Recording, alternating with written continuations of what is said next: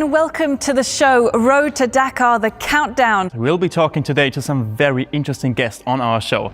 Joining us are Audi board member for technical development, Oliver Hoffmann. Julius Seebach, Managing Director of Audi Sport. Sven Quandt, CEO and Team Principal of Q Motorsport. Famed racer and Gymkhana legend Ken Block. Audi Quattro Rally legend Michel Mouton. And the complete Audi Dakar driver lineup of the Audi RSQ e-tron.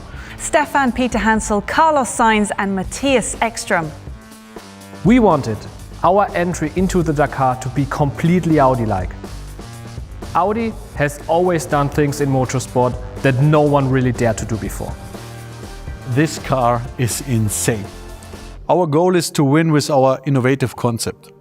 An electric powertrain combined with a TFSI engine that charges our battery while racing.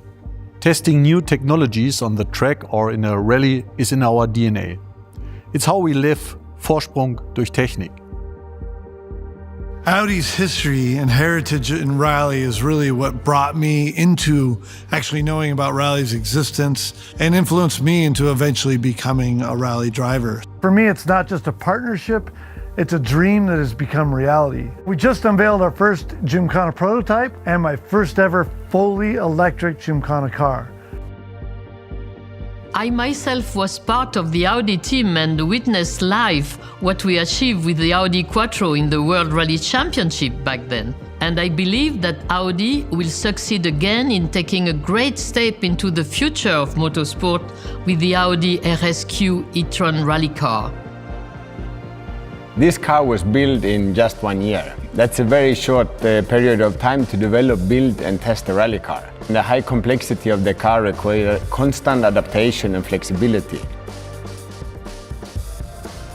As it is something completely new for all of us, we don't know what to expect yet, but nothing ventured, nothing gained. I'm very positive. We know more by the end of January.